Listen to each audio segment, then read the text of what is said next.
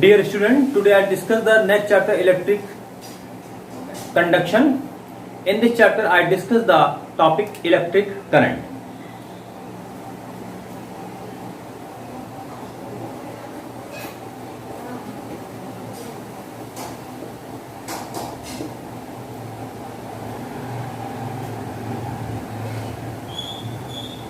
The rate of flowing charge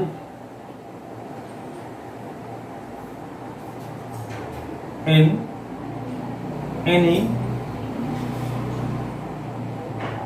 conducting wire is known as electric current.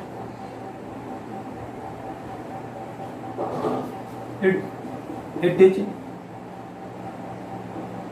represented by I and its unit is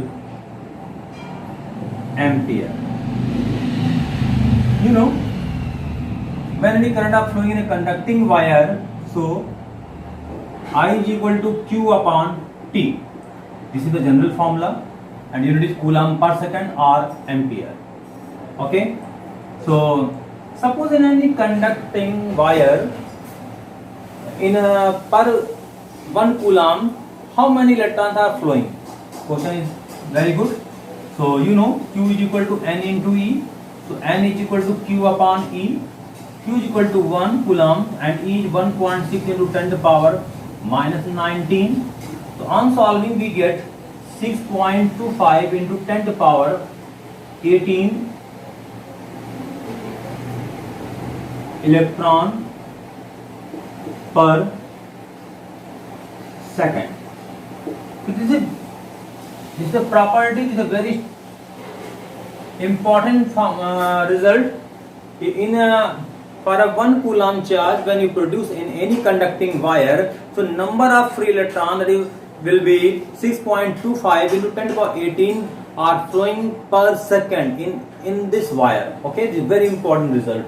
So beta, I hope there is no any problem. Clear? A new topic, electric current is a scalar quantity. This is very important question, very important query. In for number of competition that question will arise in there. So how you can say कि electric current is a scalar quantity? So you can understand by one example. If you take two wires like this one, both are mutual perpendicular to each other. Suppose this name is AO and another is BO, and resulting wire OC. In wire AO, flowing current is 3 ampere and wire BO, flowing current is 4 ampere. So resultant current will be flow in wire OC is 7 ampere by a general mathematics. Simply you can guess this is 3. Suppose in a bucket, a basket you have, so 3 apples are in there, and after some time I will also insert in 4 apple. Then total apple in a bucket it will be 7. You can also calculate simple sum, 3 plus 4 equal to 7. It's a simple math. So but this is the current. So current in case of physical quantity there are two properties. You know, one is quantity is scalar and other is vector. A vector quantity, those physical quantity having magnitude and direction, but also obeyed the vector additive law property. If any physical quantity which are hold the vector addition law property, then you can confirmly say that the given physical quantity will be vector quantity. This is the confirmation property. If any physical quantity verify this condition, then definitely you can say that the given physical quantity will be vector quantity. But in the case of scalar, if any physical quantity having magnitude and only magnitude are present in there, but direction is absent. So then that type of physical quantity is known as the scalar quantity. That type of physical quantity is known as the scalar quantity. Okay, so there is a basic difference between the very important points arise here. If any physical quantity is the number of, you can say that you can say hold the scalar quantity property, the additive law property of the triangle. So you can say this is the scalar quantity. For example, you can guess. So if you take a resultant R is equal to a square plus b square plus 2ab cos theta.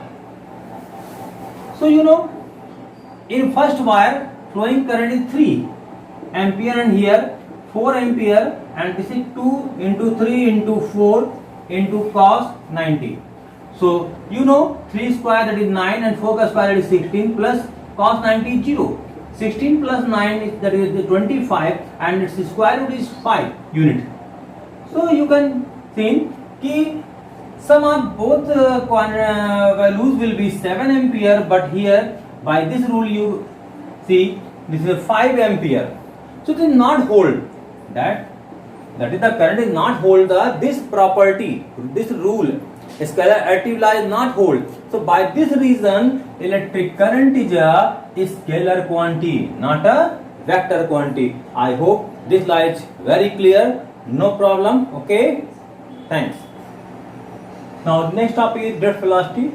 As you know, when any conducting wire, suppose a conducting wire EV are connected with a battery